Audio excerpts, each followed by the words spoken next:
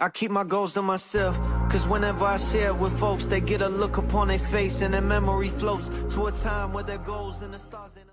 What's good? We're going to get into SummerSlam predictions.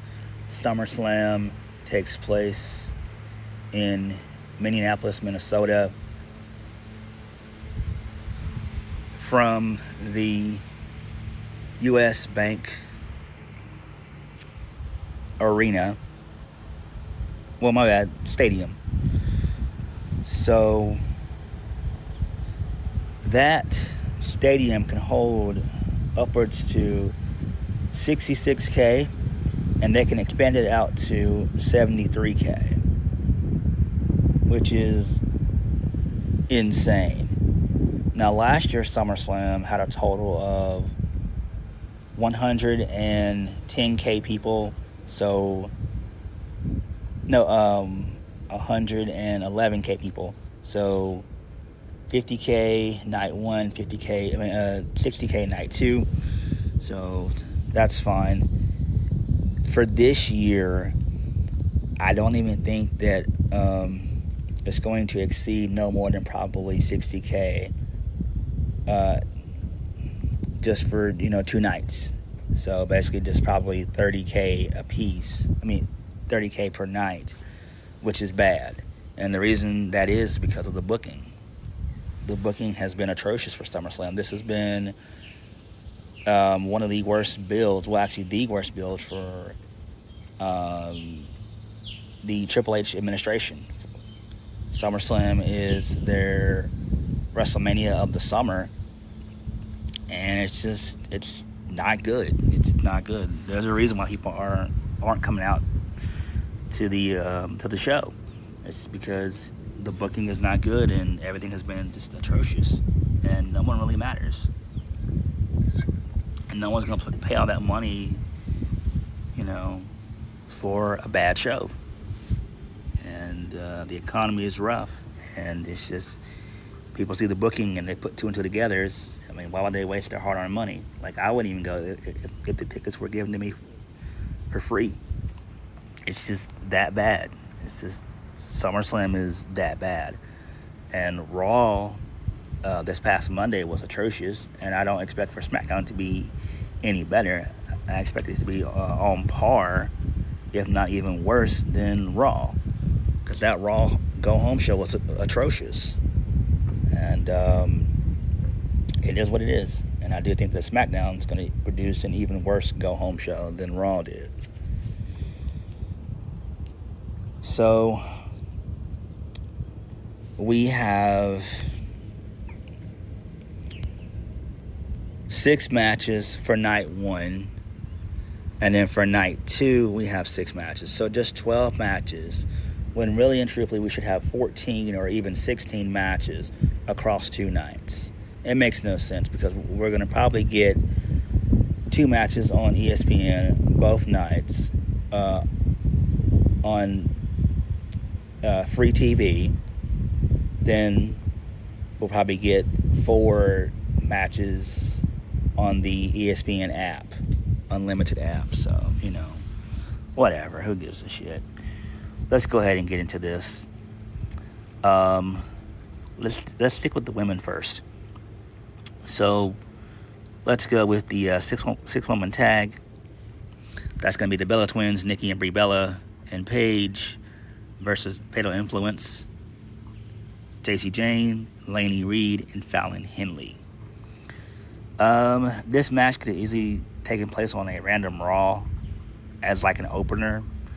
Who wins is probably going to end up being the Bellas and Paige.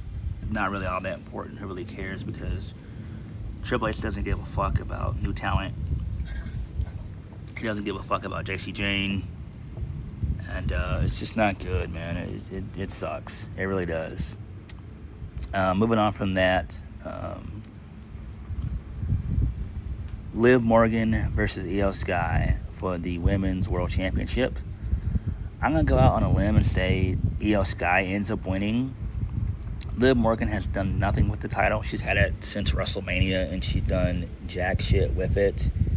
And it just makes no sense. Clearly, they have no plans for Liv Morgan at all. They never did. They just put it on her just to put it on her, and that's just the problem with the Triple H era. That's all he does is just put championships on people, and then he puts them in the ice cooler just to cool them off and make them ice cold, and expect people to really give a fuck about them. No, they're not going to. I don't know what you do with Liv when she loses. So there's that. But I do think the Io Sky will win, unless they're going to have Liv Morgan retain, and then maybe later on down the line we see Roxanne Perez end up taking the title from Liv Morgan if they want to do that stupid Judgment Day shit. But I don't really care who wins. I'm going to go with Io winning. Moving on, a match that I'm kind of looking forward to, which should be pretty good, Nick Aldis versus Gunther. I'm going to go with Gunther winning. This match should be a good 15 minutes, and this feud should actually continue. Once Nick Aldis finally gets to wrestle, he needs to remain a wrestler. He doesn't need to go back to being a GM anymore, right? Like, that ship has sailed. He's done that for about 2.5, almost 3 years now. So there's no need for him to go back into the GM role. I would more so put him as a guy in the mid-card, upper mid-card. He could definitely be U.S. champion for sure. And this feud between him and Gunther needs to continue. It just needs to. Because I think it would be dumb as shit to have Nick Aldis just revert back to being a GM. It's dumb. But this match should be fun, and I'm pretty excited about it. All right, moving on from that. 6-man tag match. LA Knight, Solo Sikoa, and Royce Keys, a.k.a. Powerhouse Hobbs, versus The Bloodline, Jacob Fatu, and the Usos, Jimmy and Jay Uso. Who wins this? I'm going to go with The Bloodline winning. I think that would make the most sense. Maybe we see Zilla Fatu show up, but I think he'll probably play a role in the Roman Reigns Seth Rollins feud, I think. We'll probably see him there versus here. So, yeah. Do I care who wins? No, not really. All right, moving on from that. Let's get into the main event stuff now. Obafemi versus Brock Lesnar inside Hell in a Cell. Who wins this? I'm going to say Obafemi wins this. This match should be very good. This should be about a good 10 to 12 minutes, which is usually like Brock style. Sometimes Brock usually works about 8 to 10 minutes anyway. So this thing should go about a good 10 to 12 minutes, and we should see Oba emerge as the victor, and that should be fine. This will probably be the opening match that we see. This is not going to be in the co-main or actually main event of the show. So this is another match I'm looking forward to. All right, moving on from that, the main event of the evening for SummerSlam Night 1, Cody Rhodes versus CM Punk for the undisputed WWE Championship. I'm going to go with CM Punk retaining. It makes sense. CM Punk just won the title not even a month ago, so why would he lose it here? I do expect for Cody probably not to turn heel, but I do think maybe we'll see Randy Orton show up, maybe post-match, and attack Cody and lay him out, because we need to take Cody out of the title picture for a while. We don't need to see him back into the title picture until next year. He has been awful as champion. It's just not good with what they're doing with him. It's just the truth. And I feel that it would make more sense for Cody to kind of deal with Randy and maybe even Drew McIntyre as an off feud until he gets back into the title picture. But he needs to be removed from the title picture. And I think for the remainder of the calendar year for 2026, we need to see Randy Orton and Cody Rhodes feud. And I think that's something that could give SmackDown life. I do expect for CM Punk to win. And I'm pretty sure him and Sami Zayn will feud. And then we'll probably get Punk and Drew again. So I think that'll probably be what he does for the remainder of the year post SummerSlam. So let's go over the predictions again. The Bellas and Paige are going to win their 6-on-1 tag. The Bloodline, they're going to defeat LA Knight, Solo Sikoa, and Royce Keys. Io Sky is going to become the new Women's World Champion. Gunther is going to defeat Nick Aldis. Oba Femi is going to defeat Brock Lesnar inside Hell in a Cell.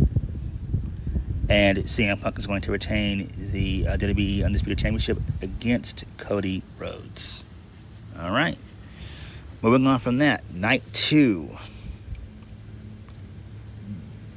This should get out about at least maybe 30K people as well. So again, like I said before, 60K across both nights. Well, a total of 60K, so it's 30,000 a piece showing up, basically. And night 2 is actually weaker than night 1 for sure. Night 1, you've got a lot more to look forward to. Punk and Cody and Brock and Oba. Because only you have to look forward to that's worth anything is going to be Roman Reigns and Seth Rollins. That's basically it. Everything else is just a nothing burger. Like, all this shit could take place on SmackDown. Like, literally. SmackDown and Raw, basically. So, night 1 is the stronger of the 2 nights, which is wild to me. All right, so let's go with Trick Williams versus Baron Corbin for the United States Championship. This should be a triple threat match. Maybe Carmelo Hayes can kind of like politic his way in on SmackDown. Maybe that could happen. So, there's that. I expect for Trick Williams to retain. Why would he lose? There's no point for Baron Corbin to win anything, even though he just got there.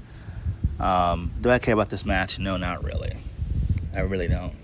Moving on from that, this leads us into Sami Zayn versus Finn Balor, number 1 contender for the Undisputed WWE Championship. Sami Zayn's clearly going to obviously win, so why would he lose here? Moving on from that, 5-way ladder match for the interim Women's WWE Championship, featuring Jade Cargill, Tiffany Stratton, Chelsea Green, Charlotte Flair, and either Julia or Lash Legend. I expect for probably Julia to win. She'll probably end up qualifying for that. Who wins this thing here? I'm going to probably go with, I hate to say it, probably Jade Cargill. She's probably looking to win more than likely. I mean, Tiffany Stratton shouldn't be involved. Charlotte Flair shouldn't be involved. So, there's that. I mean, I don't fucking know. Who really cares about this? This will probably be the first thing that we see for night 2 anyway. So, yeah, give the ladies maybe about 15, 20 minutes to do what they need to do anyway. And I expect for Jade Cargill to win. I just don't see anybody else making sense as an interim. Because they probably definitely want to run back Rhea and Jade again. So, there's that. Moving on from that. Danhausen versus Dominic Mysterio. Who really cares about this? This is for Human Money's on a poll. Danhausen's going to win. So who gives a shit about this? This is lame. All right, moving on from that. Penta versus Chad Gable for the Intercontinental Championship. I'm going to go with Chad Gable winning. He's in his hometown. Why would he lose? So, there's that. Penta hadn't done anything with the title, so it really doesn't matter at this point in time. It just doesn't.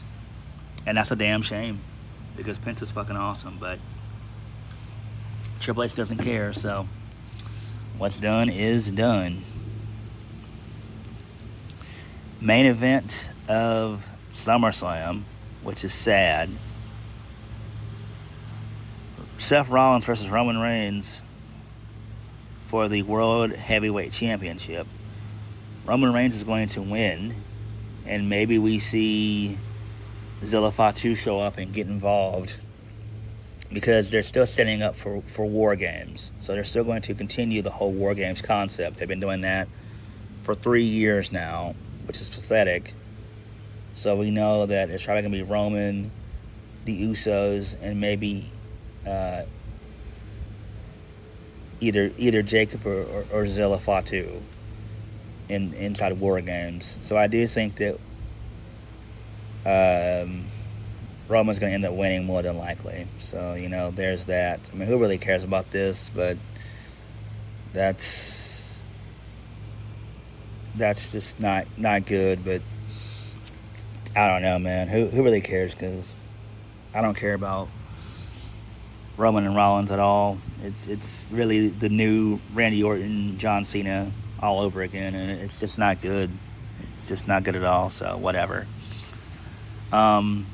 Let's go over the predictions again for night 2. Trick Williams will retain the U.S. Championship against Baron Corbin, and it could possibly be a triple threat match, maybe. Sami Zayn will win and become the new number 1 contender for the WWE Undisputed Championship. Danhausen will defeat Dominic Mysterio. Who cares? Jade Cargill will win the 5-way ladder match and become the new interim women's champion. Chad Gable will become the new IC champion, and Roman Reigns will retain the World Heavyweight Championship against Seth Rollins. So, what are you guys' predictions for SummerSlam? And are you really even excited for anything on SummerSlam? Let me know. Like, comment, subscribe. Peace.